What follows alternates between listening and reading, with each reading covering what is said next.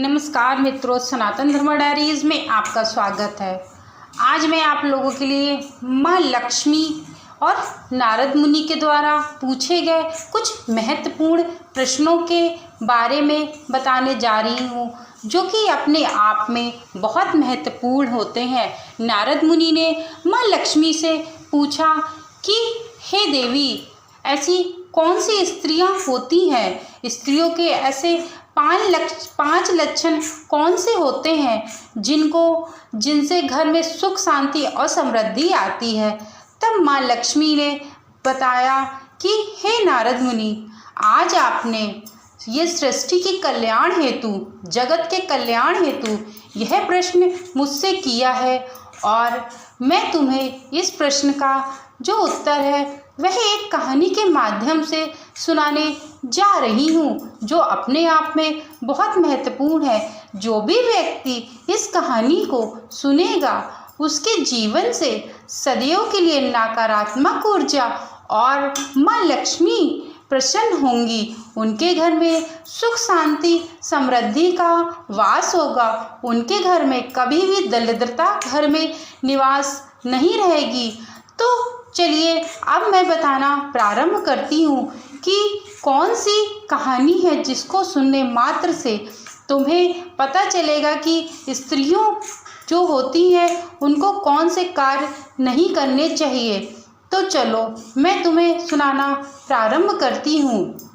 नारद मुनि कहते हैं कि हे देवी, आपने जगत के कल्याण हेतु जिस कथा को सुनाने का मुझसे निश्चय किया है, इस कथा को मैं संपूर्ण सृष्टि में फैलाऊंगा और सबका भला करूंगा। तभी माँ लक्ष्मी सुनाना प्रारंभ करती हैं कि एक राज्य में एक व्यक्ति रहा करता था। वह दोनों पति पत्नी थे। बहुत सुख शांति से अपना जीवन को व्यतीत कर रहे थे। उनके घर में धन संपदा की कोई भी कमी नहीं थी और सदैव उनके घर में माँ लक्ष्मी का वास रहता था। दोनों पति पत्नी बहुत ही सुख शांति से संपन्नता के साथ अपने जीवन को व्यतीत कर रहे थे। उनके जीवन में किसी भी चीज़ की कोई कमी नहीं थी, परंतु एक संतान की उनके जीवन में कमी थी, क्योंकि उनकी स्त्री के संतान नहीं हुई थी, जिस कारण से वे बहुत दुखी रहती थी। उनका अंतिम समय आने वाला होता है। तभी वह अपने पति से कहती है कि हे प्रिय, हम लोगों ने अपना यह जीवन तो बहुत सुख शांति से बिताया है, लेकिन जो भी खुशियाँ मैं तुम्हें नहीं दे पाई हूँ प्रिय, वो मैं अगले जन्म में ज़रूर से ज़रूर दूंगी। आप मेरा इंतज़ार करिएगा और जब मेरा दूसरा जन्म होगा उस जन्म में आप ही मेरे पति बनिएगा और सदैव के लिए आप मेरे जीवन में रहिएगा। तभी माँ लक्ष्मी कहती हैं कि हे नारद, मनुष्य अपने चरित्र से धनवान होता है और अपने चरित्र से ही निर्धनता का कारण बनता है। तभी वह जो स्त्री थी उसका अंतिम समय आ गया था और वह खत्म हो जाती है, यानी कि विलीन हो जाती है। इसके कुछ समय के पश्चात वह उसका पति भी खत्म हो जाता है, मृत्यु लोक में चला जाता है। ऐसे ही बहुत वर्ष बीत जाते हैं और जब उनका जन्म होता है, जब उस लड़की का यानी कि उस महिला का जन्म होता है, तो वह अंग देश के राजा के घर में जन्म होता है और वहीं राजकुमार का जन्म जो होता है वह भी दूसरे राज्य में रह रहे राजा के घर में होता है। वह दोनों अपने माता पिता की एक लौती संतान के रूप में जन्म लेते हैं।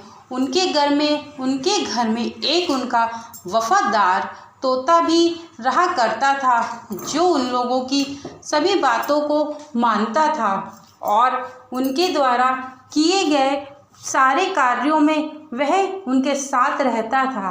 तभी जो रानी के पिताजी होते हैं वह कहते हैं तोते से कि तुम मेरी पुत्री के लिए एक गुणवान वर को ढूंढ करके लेके आओ। तभी वो वर को ढूंढने के लिए निकल पड़ते हैं और दूर दूर तक ढूंढने के बाद भी उनको कोई ऐसा व्यक्ति नज़र नहीं आता है। तभी गुजरते हुए एक बारिश होने लगती है और वह एक जंगल में जाके बैठ जाता है पेड़ के नीचे कि जब बारिश समाप्त हो जाएगी तो वह वहाँ से निकल जाएगा। तभी बारिश समाप्त होने का वह इंतज़ार करने लगता है और वहाँ पे एक मैना भी आ जाती है। मैना और तोता दोनों आपस में वार्ता करने लगते हैं। वह कहते हैं कि मैं भी अपने राजा के पुत्र के लिए एक सुयोग्य कन्या ढूंढने के लिए निकली हूँ, परंतु अभी तक कोई भी नहीं मिली है। तभी तोता भी अपनी संपूर्ण कहानी बता देता है। तब तोता और मैना दोनों ही निश्चय करते हैं कि चलो मैं अपने राजा को तुम्हारे पास ले चलती हूँ और वहाँ चल के तुम राजा को संपूर्ण कहानी बता देना। तभी वह दोनों मैना और तोता राजा के पास पहुँचते हैं और राजा को संपूर्ण कहानी बताते हैं, संपूर्ण बात बताते हैं कि अंग देश के राजा हैं, उन्होंने अपने पुत्री के लिए सुयोग वर को पुत्र के लिए सुयोग कन्या को ढूंढने का निश्चय किया हुआ है।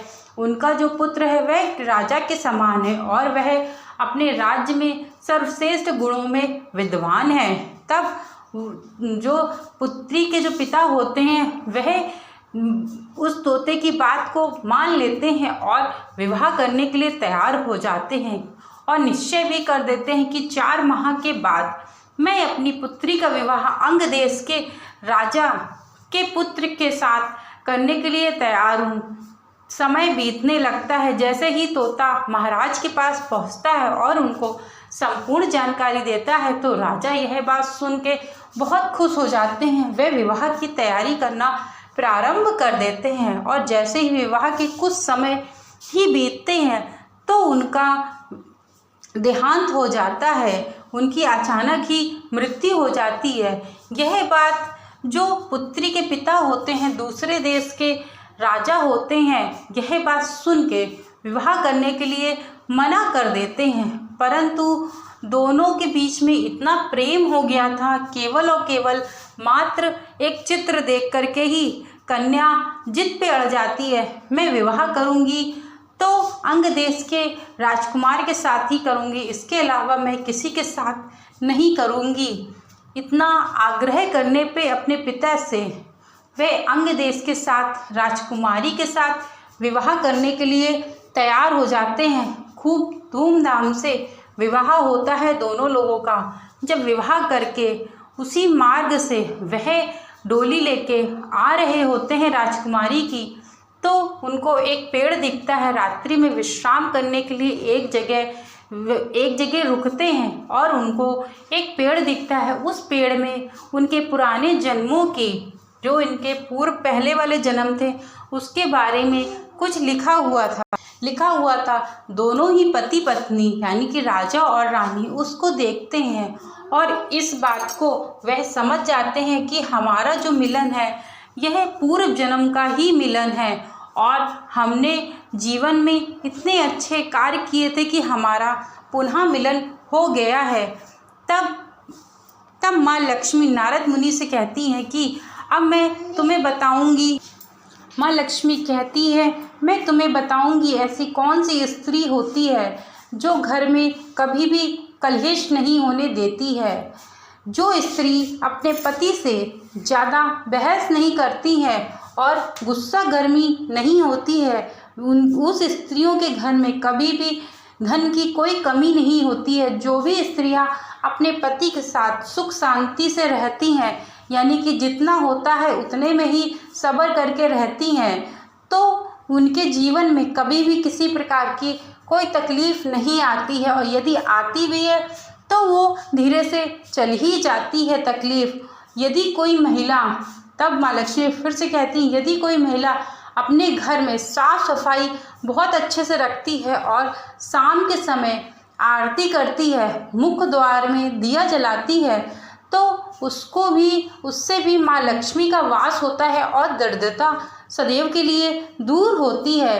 जो लक्ष्मी जो स्त्री अपने केशों को बृहस्पतिवार को नहीं धुलती है और बहुत ज़्यादा साफ सफाई बृहस्पतिवार को नहीं करती है, उसके घर में भी सदैव के लिए माँ लक्ष्मी का वास होता है। क्योंकि कहा जाता है कि बृहस्पतिवार को कभी भी अपने केशों को नहीं धोना चाहिए, ना ही वस्त्रों को धोबी के यहाँ धुलने के लिए या प्रेस करने के लिए डालने चाहिए, ना ही घर पे ही धोने चाहिए।